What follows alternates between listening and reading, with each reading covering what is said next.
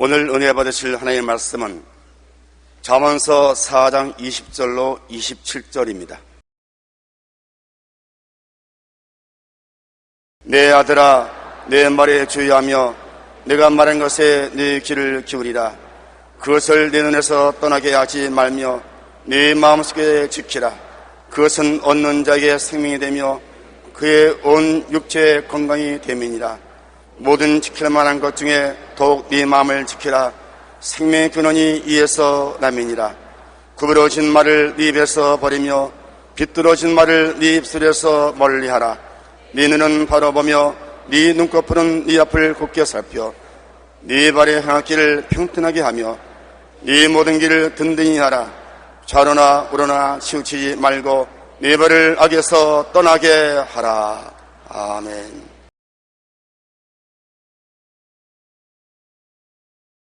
오늘 저는 여러분과 함께 새해를 시작하면서라는 제목으로 말씀을 나누고자 합니다.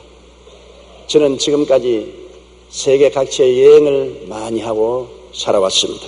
언제나 여행을 떠나기 전 마음을 다잡고 짐을 정성들여 꾸립니다. 그래야 여행 중 어려움을 당치 않습니다. 저는 성격상 여행 간다면 한 달 전에 짐을 꾸리기 시작합니다. 항상 저희 주변에서 저에게 꾸중을 합니다.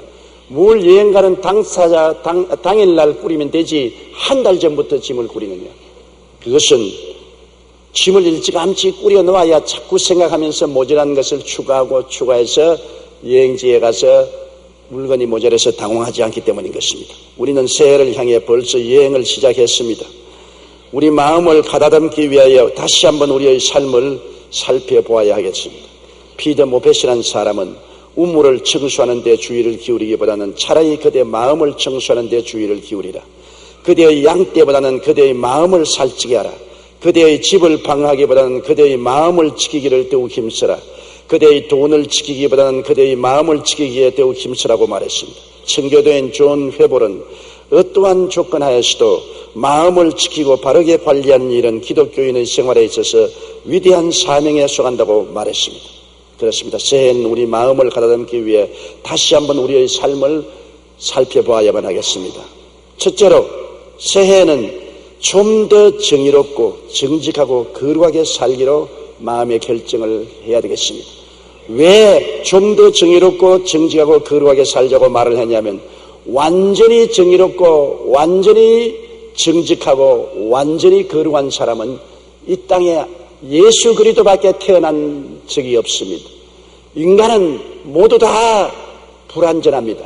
그러나 끊임없이 완전을 향해서 노력해 가는 것이 인간이 동물과 다른 것입니다. 그렇기 때문에 2006년 새해에는 우리가 마음의 결심을 하고 전에보다 좀 더 정의롭고 좀 더 정직하고 좀 더 거룩하게 살겠다고 각오를 하고 노력을 하자는 것입니다. 성경에도 마태복음 6장 33절에 그 나라와 그 일을 먼저 구하라고 했었습니다. 우리의 마음속에 항상 먼저 정의롭고 정직하고 거룩하게 살자는 생각이 가득해야 되겠습니다. 정의는 소금과 같습니다. 성경에 너희는 세상의 소금이니 너희는 세상의 빛이라고 말씀하셨습니다. 왜 정의는 소금과 같으냐? 이 세상에 우리가 돈을 다 좋아하는데 돈에 정의가 없으면 부정부패가 다가오는 것입니다.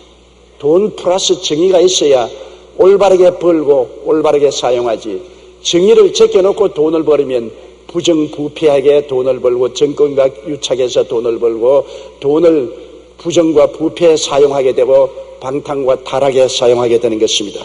정치 사회의 검은 돈이 정의를 던져버리고 정의를 짓밟은 것을 우리가 잘 보는 것입니다. 잠언서 10장 2절에 불의의 재물은 무익하여도 공의는 죽음에서 건지느니라고 말했습니다. 불의하게 재물을 아무리 얻어놓아도 나중에 다 독수리가 날개치며 날아가 버리듯이 날아가 버리고 말고 많은 상처를 가져오게 되는 것입니다. 그렇기 때문에 돈에 정의가 없으면 부정부패와 많은 고통이 다가오게 되는 것입니다. 또한 권력에도 정의가 없으면 독재와 폭정이 다가오는 것입니다. 아무리 정당하게 권력을 얻었다고 하더라도 그 권력을 정의롭게 사용하지 못하고 자기 중심으로 사용하면 권리가 부패해지고 독재와 폭정이 되는 것입니다. 항상 권리는 정의가 지켜야 되는 것입니다. 잠언서 29장 2절에 의인이 많아지면 백성이 즐거워하고 악인이 권세를 잡으면 백성이 탄식하느니라고 말했습니다. 아모스 5장 10절로 11절에 무리가 성문에서 책망하는 자를 미워하며 정직히 말하는 자를 싫어하는도다. 너희가 힘없는 자를 밟고 그에서 미르의 부당한 세를 거두었은즉 너희가 비록 다듬은 돌로 집을 건축하였으나 거기 거주하지 못할 것이라고 말했습니다. 아무리 권력을 가지고 아름다운 집을 짓고 찬란하게 살려고 한다 할지라도 정의가 없는 권력은 독재와 폭정이 되고 결국 하나님은 그들을 추방해낼 것이라고 말씀을 하고 있는 것입니다. 1942년 세계 2차 대전 중 독일의 히틀러는 추운 겨울에도 불구하고 30만 명의 독일군에게 소련 모스크바를 점령하라고 명령을 내렸었습니다. 참모들이 불가능하다고 아무리 말려도 막무가내인 것입니다. 그는 자신의 명령을 절대 취소할 수 없다고 고집부렸습니다. 그의 권력에 정의가 없습니다. 독재와 폭력이 있습니다.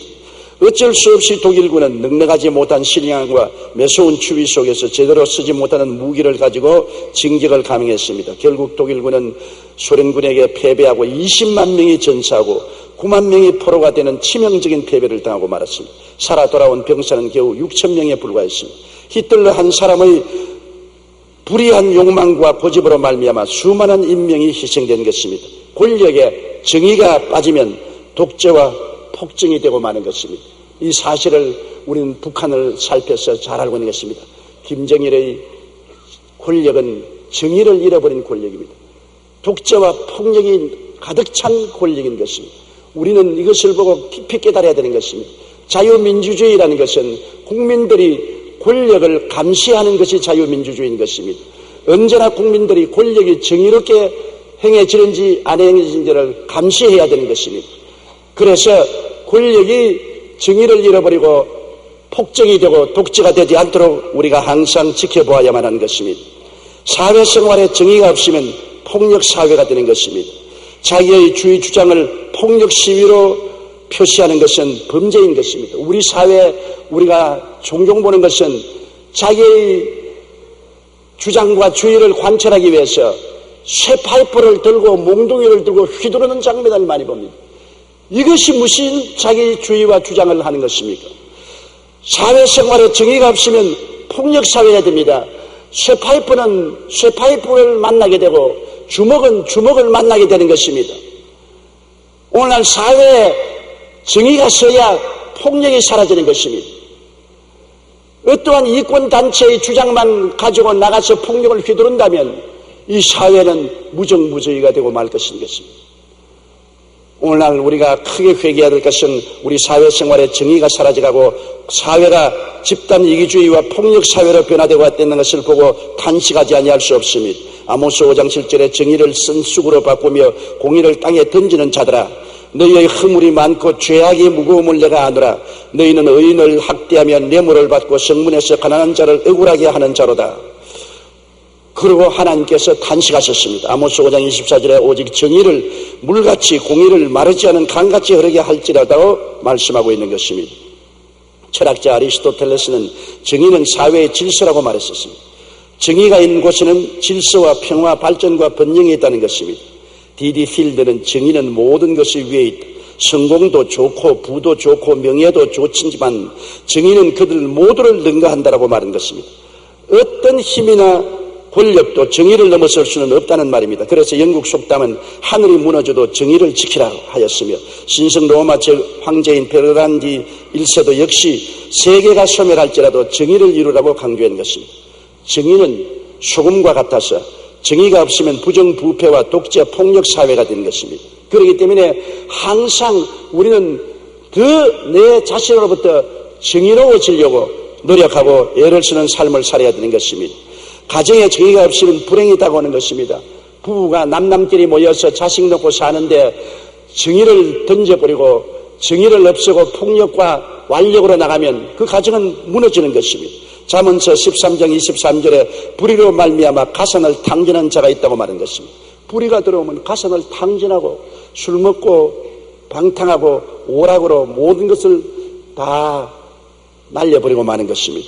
잠언서 17장 1절에 마른 떡 한 조각만 있고도 화목하는 것이 제육이 집에 가득하고도 다투는 것보다 나으니라고 했으며 시편 112편 2절로 3절에 정직한 자들의 후손에게 복이 있으리로다. 부와 재물이 그의 집에 있으며 그의 공의가 영구히 서 있으리라고 말한 것입니다. 가정에 정의가 있으면 부와 귀도 함께 따른다고 말씀하라고 있는 것입니다. 1970년 엘빈 토플러는 그가 쓴 미래의 충격이라는 책에서 가족의 파괴와 해체를 예언했습니다.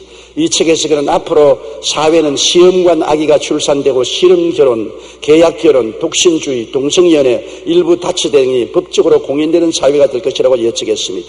한 일간지의 발표에 따르면 자녀들이 가출하는 이유 중에서 부모와의 갈등이 47.9%, 친구를 따라 가출한 경우가 20.4%, 개인적 요인이 19%, 돈을 벌기 위해 가출한 경우가 8%, 기타의 이유가 4.7%였습니다. 청소년이 가출의 절반이 부모와의 갈등 속에서 가정의 정의가 무너져서 일어난 것입니다. 얼마 전까지만 해도 이혼하는 사람들의 비율을 보면 결혼 1년 만에 이혼하는 경우가 1위, 50대 부부의 이혼율이 두 번째였습니다. 그러나 요사이는 30대 이혼이 급증하고 있습니다. 30대 이혼이 늘면서 많은 아이들이 고아원으로 내몰립니다. 부모가 버젓이 살아있는데도 고아가 되는 것입니다. 실제로 서울 시내 복지시설에 수용된 고아들의 50% 이상이 이혼 고아라고 합니다. 가정의 정의가 무너지면 이와 같은 가정적인 비극이 난무하게 나타나는 것입니다. 가정의 정의가 없으면 불행은 언제나 문 앞에서 기다리고 있는 것입니다.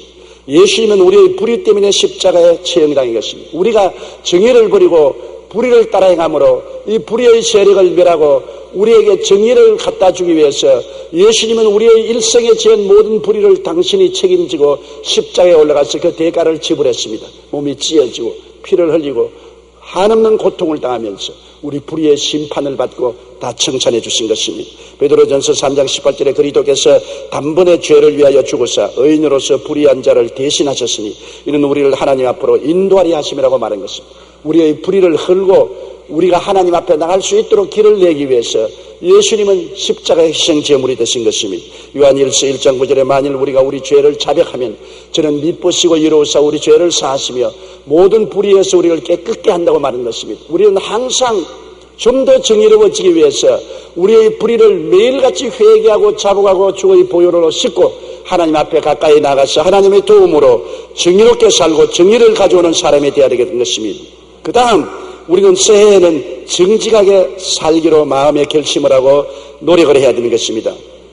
오늘날 삶의 환경이 거짓이 판치고 있는 것입니다. 그 이유는 온 세상이 악한 마귀하에 있고 마귀는 거짓의 아비이기 때문에 거짓의 결국은 파국인 것입니다. 요한일서 5장 19절에 또 아는 것은 우리는 하나님께 속하고 온 세상은 악한 자에게 처한 것이라고 했으며 요한복음 8장 44절에 진리가 그 속에 없으므로 이는 그가 거짓말쟁이요 거짓의 아비가 되었습니다. 마귀는 거짓말쟁이요 거짓의 애비가 되었으므로 항상 사람들에게 거짓을 말하고 거짓을 가르치고 거짓으로 살게 만들어주는 것입니다. 오늘날 사람들은 생각하기를 이 세상에 살면서 거짓말 안 하고는 정치인도 되지 못하고 경제인도 되지 못하고 성공적인 인생을 살지 못한다고 말합니다. 그것조차도 마귀의 거짓말인 것입니다. 작년 우리나라 기독 실업인으로서 정직으로 승리한 분들의 이야기가 담긴 나는 정직한 자의 형통을 믿는다라는 책이 출간되었습니다. 여자로서 성공한 김성주 씨는 사업을 막 시작할 때 한 선배로부터 한국에서 성공하는 법에 대해서 들었습니다. 첫째, 술을 잘 마셔야 성공한다. 둘째, 거짓말을 잘해야 한국에서는 성공한다. 셋째, 흰 봉투를 잘 받쳐야 성공한다고 했습니다. 이 말을 들은 김성주 사장은 고민에 빠졌습니다. 한국에서 사업을 성공하기 위한 세 가지 조건을 하나도 자기는 할 수 없기 때문이었습니다. 그래서 생각하기를 나는 크리스찬이라 내가 회사 매출을 조금 더 올리겠다고 부패 관행과 타협해야 하는가. 비록 나는 여자지만 비록 경험과 능력이 부족하지만 하나님께서 도와주신다면 분명히 정직한 손으로 사업을 일으키는 사례를 만들 수 있을 거야. 이렇게 결단하고 마음에 도와달라고 기도했습니다. 우리 마음의 결단이 얼마나 중요한지 모릅니다. 우유부단해서 이렇게 할까 저렇게 할까 흔들리면 아무것도 못합니다. 나는 비록 사업이 망할지라도 정직하게 사업을 해보겠다고 결단을 내려는 그 결심이 굉장히 중요한 것입니다. 기도와 다짐에도 불구하고 초기 사업 현장에서는 현실적인 어려움에 몰아쳤습니다. 뇌물을 바치지 않자 멀쩡하게 잘 팔리던 브랜드가 면세점에서 퇴출을 당하는가 하면 함께 술을 먹지 않는다는 이유로 어떤 바이어는 3시간이나 서 있게 하고서 채 3분도 만나주지 않았습니다. 그러나 김성주 사장은 끝까지 타협하지 않고 기도하며 정직하게 사업을 이끌어 나가기로 결정하고 그대로 시행했습니다. 그러자 1997년 그의 회사는 전체 한국 면세점의 5분의 1을 대행하면서 당당히 한국 최고의 면세점이 되었던 것입니다. 면세점 업계에서는 기적이 일어났다고 놀라워했습니다. 이것은 기적이 아닙니다. 성령께서 도와주신 것입니다. 우리가 정직하게 살기로 결심을 하면 성령께서 놀라운 방법으로 인간적인 기적을 통해서 축복을 내려주는 것입니다. 그렇기 때문에 거짓말하지 않고 술 먹지 아니하고 흰 봉투 들이지 않으면 성공하지 못한다는 관례는 마귀의 거짓말인 것입니다. 거짓에 속은 아담을 보십시오.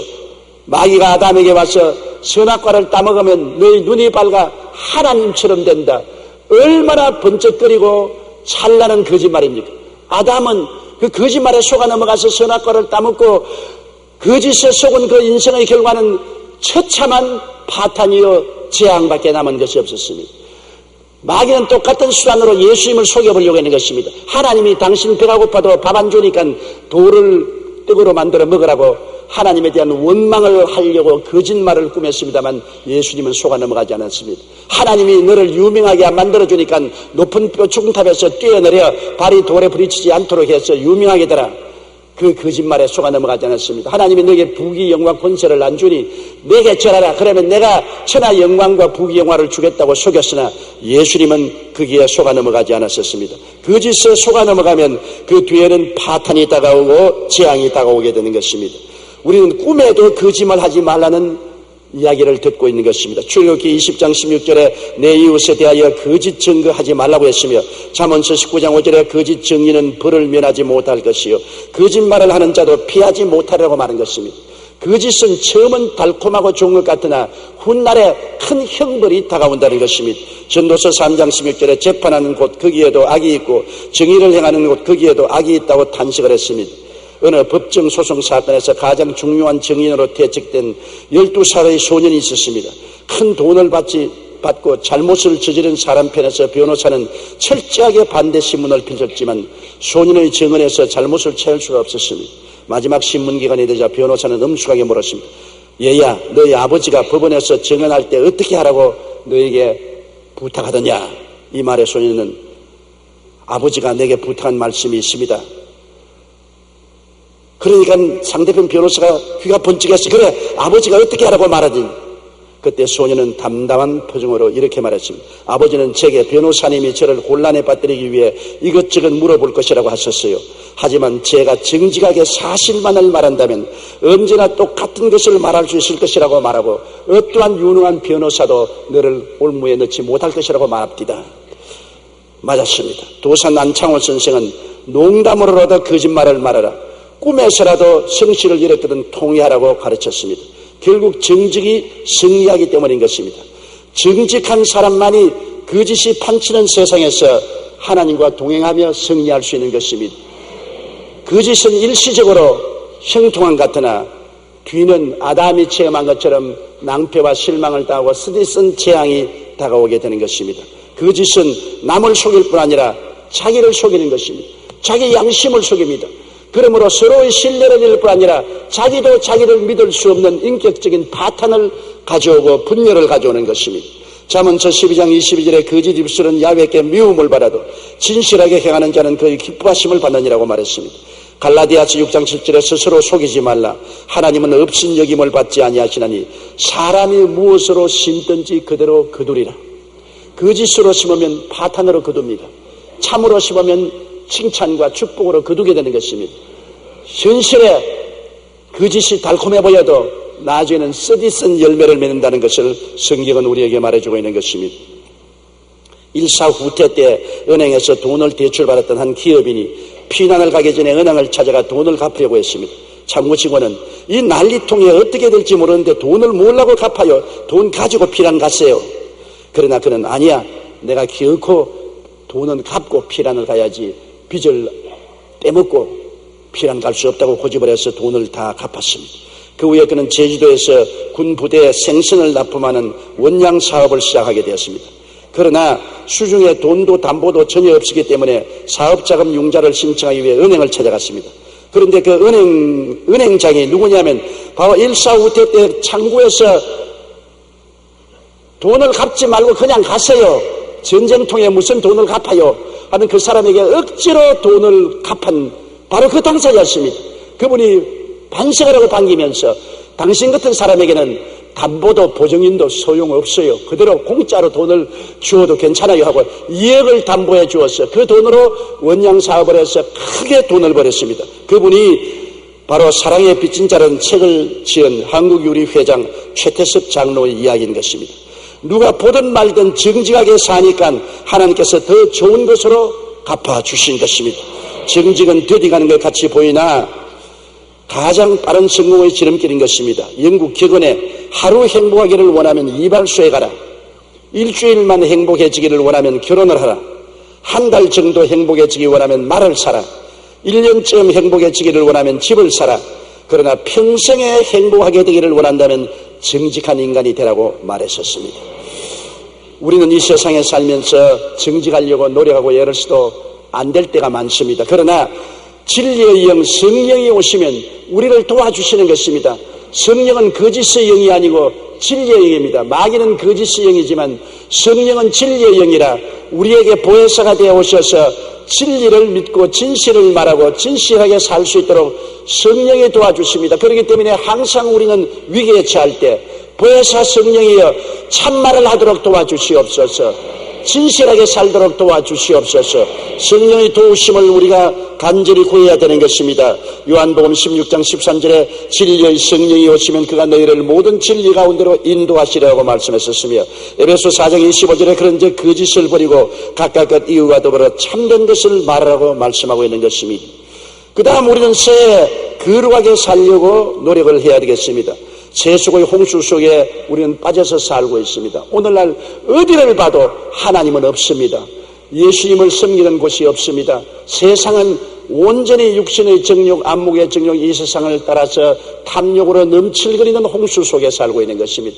이 속에서 거룩하게 산다는 것은 세상과 간격을 두고 하나님과 더불어 사는 것이 거룩하게 사는 것입니다. 이 우주 가운데 거룩하신 분은 하나님 한 분밖에 계시지 않습니다. 우리 스스로 노력해서 거룩하게 되지 않습니다. 하나님과 더불어 살면 거룩해지는 것입니다. 이 홍수 속에 빠져 후적이는 세상에서 우리는 하나님과 더불어 살면 어떤 곳에 가서도 거룩하게 살 수가 있는 것입니다. 요한일서 2장 15절로 16절에 이 세상이나 세상에 있는 것들을 사랑하지 말라. 누구든지 세상을 사랑하면 아버지의 사랑이 그 안에 있지 아니하니 이는 세상에 있는 모든 것이 육신의 정욕과 안목의 정욕과 이생의 자랑이니 다 아버지께로서 온 것이 아니요 세상으로부터 온 것이니라. 그러므로 세상을 사랑하지 말고 아버지를 사랑하고 아버지를 중심으로 사는 생활이 거룩한 생활인 것입니다. 우리는 세속적인 생활에 물들에 빠지지 말고 거룩하게 살아야 됩니다. 배가 물 위에 떠 있지 물이 배 안에 들어오면 배는 침몰하고 마는 것입니다. 세상에 살아도 세상이 우리 안에 들어오면 안 되는 것입니다. 세상의 탐심과 우상 숭배가 우리 속에 들어왔지는 안 되는 것입니다. 세상에 살지 않으면 세상을 떠나야 되는데 그럴 수는 없지 않습니까? 이 세속이 꽉 들어찬 세상에 살면서도 우리 속에 세상이 들어오면 안 됩니다. 우리 속에는 하나님 아버지와 예수님과 성령 삼위일체 하나님이 굳게 중심을 붙잡고 있어야 되는 것입니다. 그래야 우리가 거룩한 생각, 거룩한 말, 거룩한 행동으로 살아갈 수가 있는 것입니다. 골로새 3장 5절에 그러므로 땅에 있는 지체를 죽이라. 곧 음란과 부정과 사욕과 악한 정욕과 탐심이니 탐심은 우상숭배라고 말하는 것입니다. 고린도전서 6장 19절에 너희 몸은 너희가 하나님께로부터 받은 바 너희 가운데 계신 성령의 전인 줄 알지 못하느냐고 말하는 것입니다. 요즘에 많은 사람들이 알코올 중독으로 고생합니다. 알코올 중독에서 벗어나기 위해서는 단호한 결단이 필요합니다. 상담가들도 그들에게 음주량을 줄이거나 저녁에만 조금씩 마시라고 조언하지 않습니다. 알코올 중독자가 끊기 위해서는 단호하게 끊으라고 말합니다. 왜 그렇습니까? 조금이라도 술을 입에 대면 절대로 끊을 수가 없습니다. 담배 끊는 사람도 그렇습니다. 한 갑을 피우던 사람 보고 이제 반으로 줄이세요. 이제 하루에 2갑만 피세요. 절대로 그것이 도움이 되지 않습니다. 왜냐하면 한번 피었다면 연속적으로 끌려가는 것입니다. 단호하게 끊어야 되는 것입니다. 여러분, 우리 신앙생활도 마찬가지인 것입니다. 우리 신앙생활이 우유부단하면 마귀가 언제나 우리를 붙잡고 놓지 않습니다. 단호해야 되는 것입니다. 병잔자도 병자 위에서 기도를 받고 난 다음에 나는 오늘부터 예수 이름으로 병에서 완전히 고침받았다. 병하고 관계를 끊는다. 단호하게 마음에 끊어버려야지. 또 증상이 들어오면 아이고 아직 아프는구나, 아직 안 나았구나, 아직 마귀가 나를 지배하고 있구나, 그렇게 자꾸 인정하면 그 사람 병 낫지 않습니다. 단호하게 끊어버려야 돼요. 내가 성수 주일하겠다, 어떠한 일이 있어도 단호하게 교회 주일날 나가겠다고 결심을 하면은 친구들이 등산 가자, 놀러 가자 유혹을 해도 그를 뿌리칠 수 있지만은 적당하게 상황을 봐서 놀러 가기도 하고 교회도 가겠다고 마음을 먹고 있으면 그 사람은 언제나 타협하게 되는 것입니다. 우리 신앙에는 단호한 결단이 필요한 것입니다. 아담과 하와가 우유부단하게 늘 선악과 밑에 쳐다보고 마귀의 말을 들었기 때문에 타락한 것입니다. 예수님은 한 말씀으로 단호하게 마귀의 청구를 거부해버리고 말한 것입니다. 우리의 신앙에는 매몰찬 점이 있어야 될 것입니다. 칼날같이 단호하게 끊을 것은 끊을 수 있어야 신앙생활이 성공할 수 있는 것입니다. 세상과 타협하는 신앙은 절대로 세상으로부터 자유할 수가 없습니다. 거룩한 삶은 세상과 분명하게 구별된 삶이 되어야 되는 것입니다. 성령이 죄와 사망의 법에서 우리를 해방시킨 것을 알고 있습니다. 성령은 세속에 사는 우리들에게 세속을 이길 수 있고 죄와 사망을 이길 수 있도록 힘을 주시기 위해서 우리와 함께 거하시는 것입니다. 로마서 8장 2절에 이는 그리스도 예수 안에 있는 생명의 성령의 법이 죄와 사망의 법에서 너를 해방하였습니다. 로마서 6장 22절에 이제 너희가 죄로부터 해방되고 하나님께 종이 되어 거룩함에 이르는 열매를 맺었으니 그 마지막은 영생이라고 말한 것입니다. 성령도 우리의 자금을 도우신다는 것을 잊지 마십시오. 이 세속의 물들에 사는 우리가 세상 줄 끊지 못할 때 성령께 부탁하면 성령이 그 날성 검으로 와서 세속 줄을 끊어주시고 우리를 인도하여 주시고 거룩하게 살도록 도와주시는 것입니다. 그러므로 우리는 거룩하게 살기로 결심을 하고 노력해야 되는 것입니다. 둘째로 우리 2006년에는 이웃을 섬기는 삶을 살아야 되겠습니다. 예수님의 모범을 항상 따라야 돼요. 예수님은 수고하고 무거운 짐진 자들은 다 내게로 오라, 내가 너희를 쉬게 하라고 말한 것입니다. 이웃 사람의 수고하고 무거운 짐을 예수님이 짊어 주시겠다는 것입니다. 호남에 눈폭탄이 떨어져서 호남의 농부들이 얼마나 고통을 당합니까? 그런데 온 전국에서 수천 명의 자원봉사자들이 와서 혹은 부상을 당하고 지붕에서 미끄러져 넘어지면서도 열심으로 눈을 치우고 비닐하우스를 정리해 주는 것을 보고 감동했습니다. 많은 군인들과 경찰들이 있는 힘을 다해서 협조하는 것을 보고 감동을 느꼈습니다. 수고하고 무거운 짐진 자에게 가서 그 짐을 함께 걸어주는 것이 예수님의 마음인 것입니다. 우리가 새해는 예수님의 모범을 따라서 이웃을 섬기되 수고하고 무거운 짐을 함께 걸머져 주는 우리들이 되어야 되겠습니다. 짐 위에 짐을 자꾸 갖다 올려주는 이러한 얄미운 사람이 되어서는 안 되는 것입니다. 시편 68편 19절에 날마다 우리 짐을 지시는 주 곧 우리의 구원이신 하나님을 찬송할지라고 말하는 것입니다. 매일같이 우리 주님은 우리의 짐을 짊어져 주신다고 성경은 말하고 있는 것입니다. 우리 주님은 인간을 섬기려고 성육신하여 죽기까지 우리를 섬겨주신 것입니다.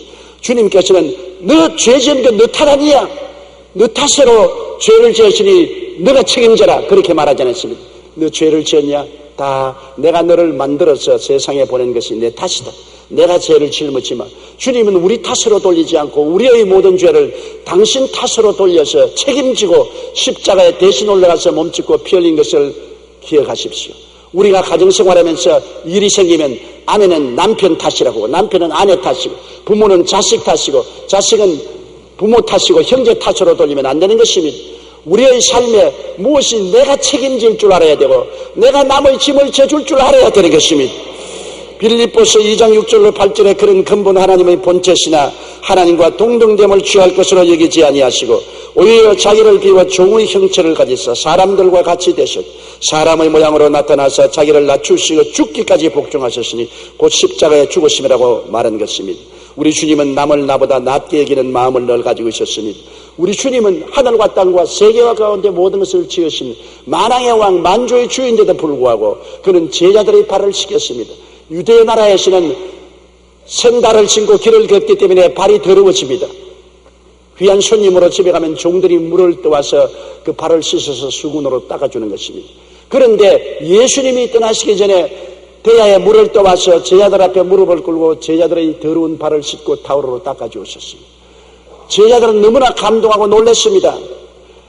왜 예수님이 제자들의 발을 씻겼은 것입니까? 요한복음 13장 14절에 내가 주와 또 선생이 되어 너희 발을 씻었으니 너희도 서로 발을 씻어주는 것이 옳으니라. 발을 씻어준다는 것은 내가 스스로 남의 종이 되어서 섬기는 것을 말하는 것입니다. 빌립보 2장 2절로 3절에 마음을 같이하여 같은 사랑을 가지고 뜻을 합하여 한 마음을 품어 아무 일이든지 다툼이나 허영으로 하지 말고 오직 겸손한 마음으로 각각 자기보다 남을 낮게 여기라고 말씀한 것입니다.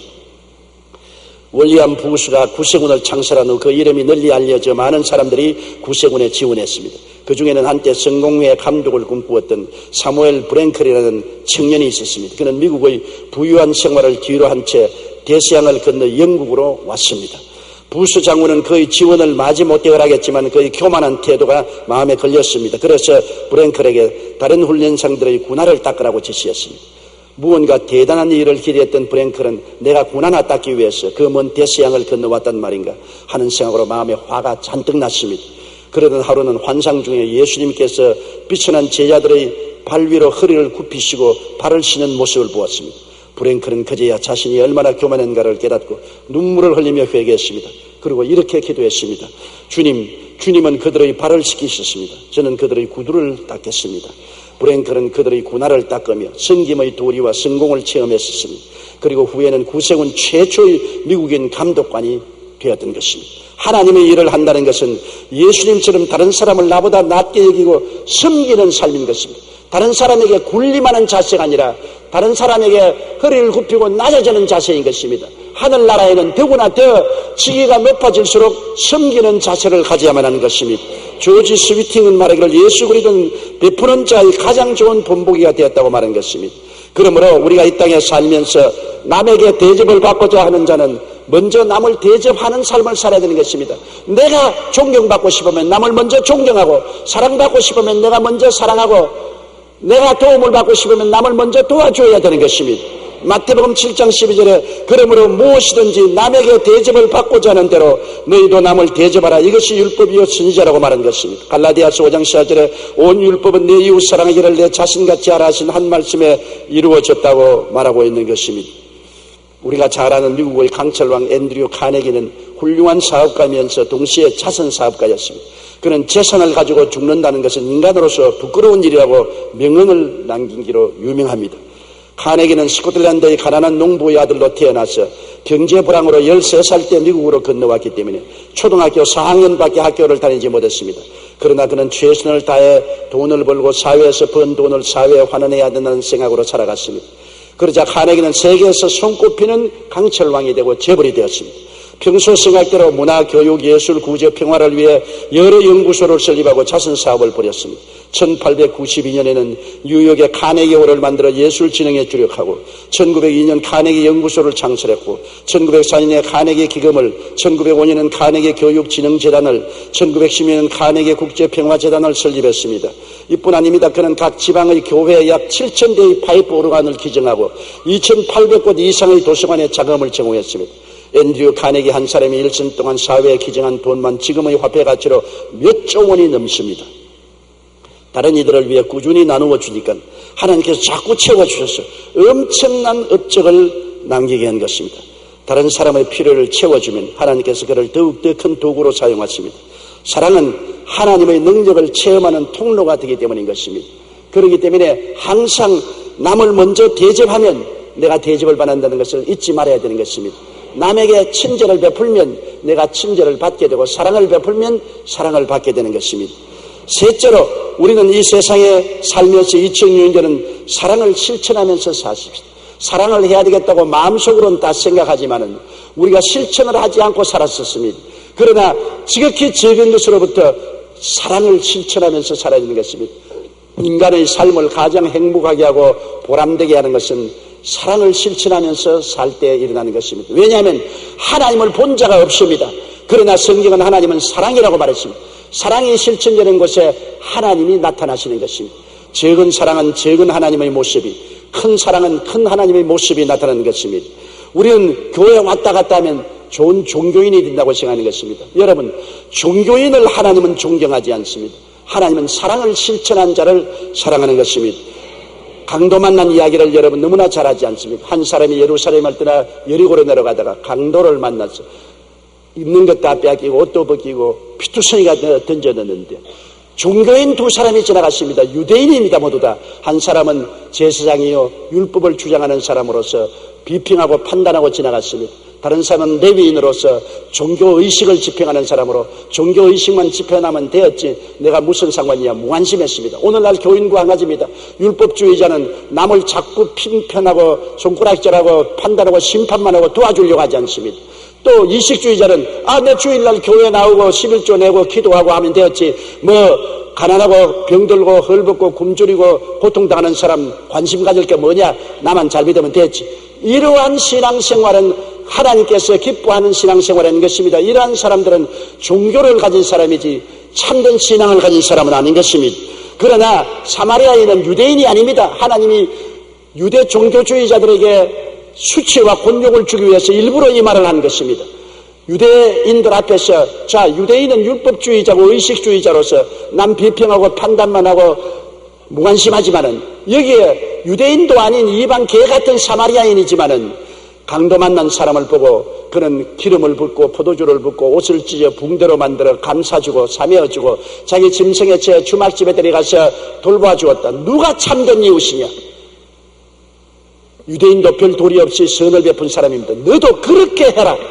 율법주의자가 되지 말고 의식주의자가 되지 말고 사랑을 실천한 사람이다라고 말한 것입니다. 하나님이 가장 존귀하게 느끼고 귀하게 느끼고 칭찬하고 상급을 주는 사람은 더 많은 율법을 행한 사람이 아니고 의식을 집행하는 사람이 아니고 사랑을 실천한 사람을 주님께서 귀하게 보아주시는 것입니다. 초기 한국교회의 역사에 헤론이라는 의사가 있었습니다. 그는 테네시 이과대학 이성인 이래 가장 우수한 성적으로 수재로서 그 대학의 교수회로부터 수련 후 교수로 남아달라는 요청을 받을 정도로 공부를 잘하고 졸업을 했습니다. 그러나 그는 그것을 거부하고 한국의 선교사로 나왔습니다.